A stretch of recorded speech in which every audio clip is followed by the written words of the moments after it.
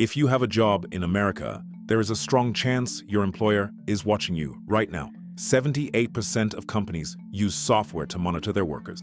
8 out of the 10 largest private employers in the United States track individual productivity metrics on every employee. The software takes screenshots. It logs every keystroke. It records every mouse movement. Some versions watch the webcam, and 38% of these tools run in stealth mode. The employee never sees them, never knows they exist. This is the story of how American work became American surveillance. In 2021, 60% of large American companies use some form of employee monitoring software. By 2025, that number was 78%. Among companies with remote or hybrid workers, the rate is 94%. Among Fortune 500 companies, it is 96%. The industry that builds this software was worth $5.18 billion in 2024. It is projected to reach $15 billion by 2035, tripling in size in 10 years. And the customer base is not just corporations. 67% of American small businesses have adopted monitoring software since 2022.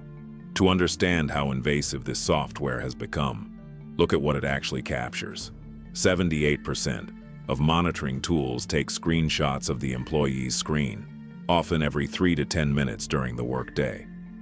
40% log every keystroke, every email, every password, every private message. 28% give managers remote access to the employee's computer without permission, without notification.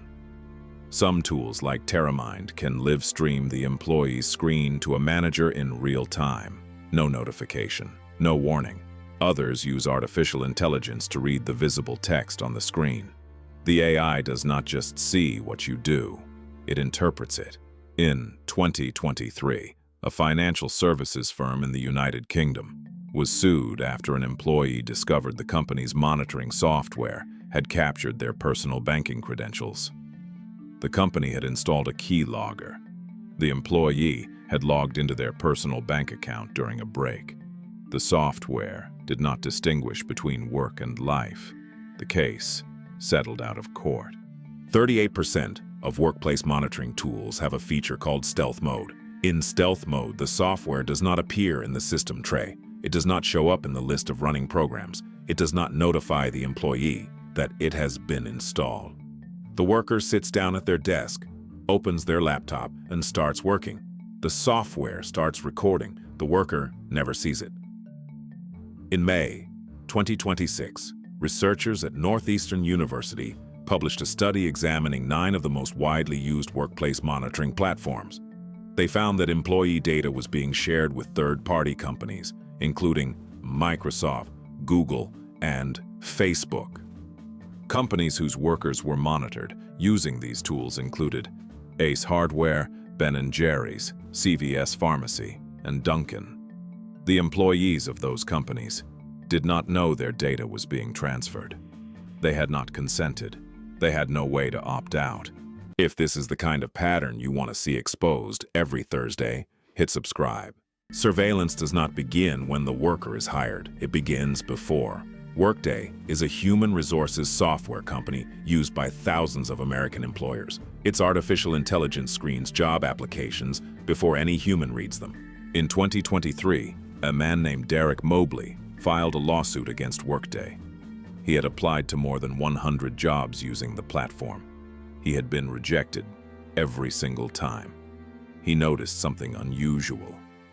The rejection emails arrived outside of business hours, sometimes within an hour of submitting his application. No human had reviewed his file. Mobley is over the age of 40. He has anxiety and depression. On May 16, 2025, a federal judge ruled that the case could proceed as a nationwide class action under the Age Discrimination in Employment Act. The class could include millions of job applicants who applied through Workday's system since September 2020. On March 6, 2026, the court rejected Workday's strongest defense, the argument that anti-discrimination law does not cover algorithmic rejection. The case is still in active litigation. 3 weeks later, a separate class action was filed against Eightfold AI, another hiring platform. The complaint alleges Eightfold operates as a consumer reporting agency, generating secret reports on applicants without their knowledge or consent. In February 2025, workers at an Amazon warehouse in Garner, North Carolina, voted on whether to unionize. The vote failed. In the weeks leading up to it, Amazon used its workplace surveillance systems for something the software was not advertised to do.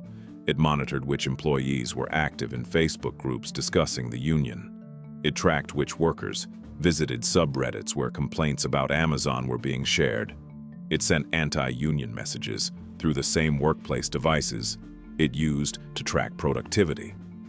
The same tools that measure how long an employee takes a bathroom break can also identify who is trying to organize their co-workers. The National Labor Relations Board has issued a memo vowing to crack down on what it calls abusive monitoring that interferes with organizing. But the technology is moving faster than the regulation. In April 2026, Meta employees discovered the company was using their daily work activity to train artificial intelligence models without disclosure. They protested. Most workers cannot. Why has American workplace surveillance grown this fast? The answer is the same answer that explains most of what the Dark Vault investigates: money. The employee monitoring software market was worth $5.18 billion in 2024. It is projected to reach $15 billion by 2035.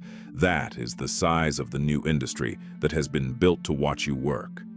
The companies that sell this software, Terramin, Hubstaff, ActiveTrack, Workday, are not selling productivity. They are selling control, and the cost of being watched is paid by the worker. 42% of employees subject to monitoring report planning to leave their jobs within a year. The rate for unmonitored workers is 23%. 59% of monitored workers say the tracking damages workplace trust. 72% say it does not actually improve their productivity. The data is consistent across multiple independent studies. The surveillance does not work. The companies are buying it anyway. The defenders of workplace surveillance argue that it improves security, that it protects company data, that it prevents fraud. Some of that is true.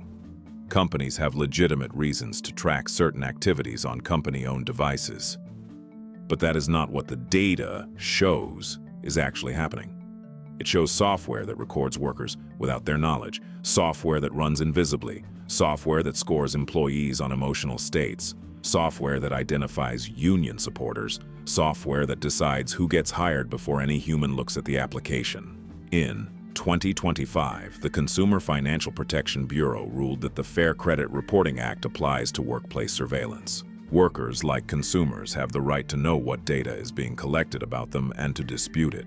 Most workers do not know this. The companies are not advertising it. 8 out of the 10 largest private employers in America are watching their workers. The industry that builds the technology is tripling in size, and the workers being watched, the ones generating the data, are paying for it with their privacy, with their organizing rights, with their trust in their own workplaces.